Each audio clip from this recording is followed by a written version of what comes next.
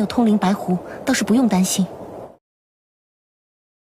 Yanran terkejut. Pria yang menyelamatkannya dalam bahaya adalah Xiao Yan.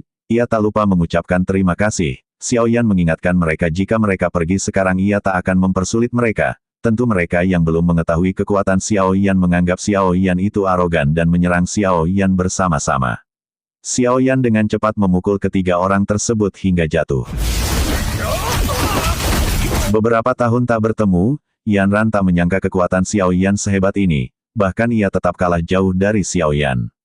Wang Chen yang mengakui kekuatan Xiao Yan ia pun turun dan memberikan tepuk tangan. Selain itu ia juga mengetahui pemuda di depannya ini adalah Xiao Yan yang berselisih dengan paviliun angin petir. Yanran meminta Xiao Yan untuk berhati-hati karena orang di depan mereka ini sangat kuat. Yanran menjelaskan bahwa mereka mengincar dirinya demi rubah spiritual. Makhluk ini kebal pada penindasan terhadap penglihatan dan kekuatan jiwa dari formasi di depan dan membantu arah dalam formasi. Rupanya Wang Chen tidak tertarik dengan rubah spiritual, ia hanya diminta para kroco untuk membantu. Mengetahui di depan mereka adalah Wang Chen, Yanran berniat memberikan rubah spiritual, tapi Xiao Yan tidak sependapat dengan Yanran. Maka dari itu pertarungan tak dapat dihindari. Dengan api surgawi Xiao Yan mampu membakar tangan mayat Wang Chen. Wang Chen pun terkejut mengetahui Xiao Yan memiliki api surgawi, ia pun memutuskan untuk tidak melanjutkan pertarungan, ia akan segera pergi ke platform Gunung Surgawi dan menunggu Xiao Yan di sana. Kemudian Xiao Yan mengajak Yanran mencari tempat agar Yanran dapat menyembuhkan lukanya terlebih dulu. Saat mereka mengobrol diketahui jika Yanran juga ingin pergi ke kolam darah Gunung Surgawi. Meski Yanran merasa sulit untuk masuk 10 besar berdasarkan kemampuannya, namun bisa datang kali ini ia sudah bersyukur, ditambah ini juga bisa dianggap sebagai latihan. Karena ia tak ingin selalu mengandalkan kekuatan gurunya, ia ingin sekali-kali mengandalkan diri sendiri. Selama beberapa tahun ini Yun Yun membawa Yanran berkelana di dataran tengah, mereka menjalani hidup sederhana. Mendengar kabar jika mereka baik-baik saja di dataran tengah Xiao Yan merasa lega. Lantas ia mengajak Yanran untuk pergi bersama menuju kolam darah. Yanran menjelaskan jika semakin dekat dengan kedalaman pegunungan Tianmu, mereka harus berhati-hati dan jangan sampai menyinggung penduduk lokal, yakni suku tikus pemakan emas.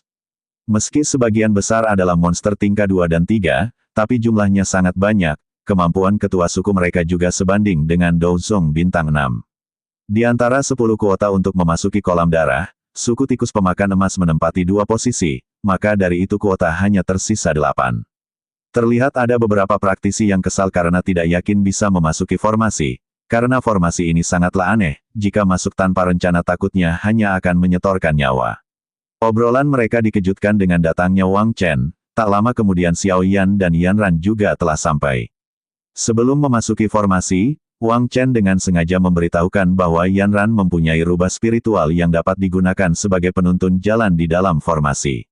Mengetahui hal tersebut para praktisi ingin merebutnya, namun ketika Xiao Yan menunjukkan kekuatannya yang berada di Do Huang bintang 9 mereka jadi ragu. Namun ada satu orang yang memberanikan diri untuk menyerang Xiao Yan, ia juga memprovokasi para praktisi lain agar mau menghentikan Xiao Yan dan merebut rubah spiritual, satu persatu berhasil dijatuhkan oleh Xiao Yan.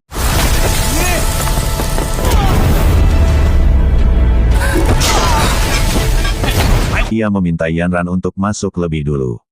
Kemudian ia menebas praktisi yang tersisa hingga mereka semua terjatuh secara bersamaan.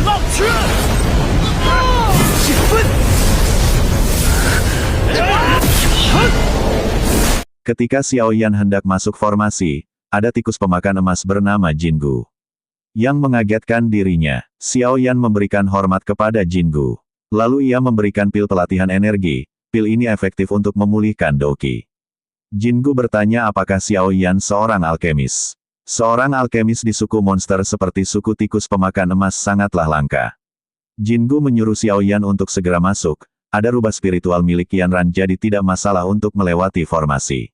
Sedang kekacauan yang dibuat Xiao Yan di tempat ini akan ia urus. Masuklah Xiao Yan ke dalam formasi, ia menggunakan kekuatan jiwa untuk mengetahui jalan mana yang harus ia lewati tapi sayang kekuatan jiwa tidak bisa menyebar di tempat ini. Lalu ia dikagetkan dengan munculnya rubah spiritual milik Yanran. Mereka pun mengikuti kemana rubah itu pergi. Feng Qinger dan Tang Ying telah sampai di platform Gunung Surgawi. Beberapa saat kemudian terdengar bunyi lonceng yang menandakan kompetisi akan segera dimulai. Nampak sosok tikus pemakan emas bernama Jinxi. Tak lama kemudian Xiao Yan dan Yan Ran sampai platform Surgawi. Xiao Yan meminta maaf atas keterlambatannya dan berharap hal ini tidak menunda kompetisi. Lantas semua mata tertuju pada Xiao Yan dan Yan Ran, banyak dari mereka yang tidak mengenal Xiao Yan. Setelah urusan kolam darah usai, Feng Qinger berniat membantu paviliun angin petir utara untuk menangkap Xiao Yan.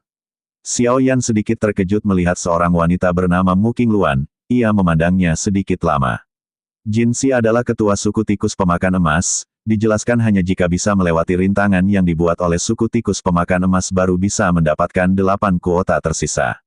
Rintangannya tidaklah sulit, hanya perlu menghadapi gelombang tikus pada tangga batu dalam 1 jam dan tiba di puncak gunung maka bisa dianggap lolos. Yan Ran menjelaskan jika suku tikus pemakan emas paling mahir dalam serangan gelombang suara, dapat mengabaikan pertahanan Douqi, gelombang suara sebesar ini diaktifkan bersama, takutnya bahkan Dou Huang juga sulit bertahan. Kompetisi pun dimulai dengan waktu 1 jam. Formasi gelombang suara akan menjadi lebih kuat seiring bertambahnya jumlah orang. 2 orang yang mencoba pertama gagal menuju puncak.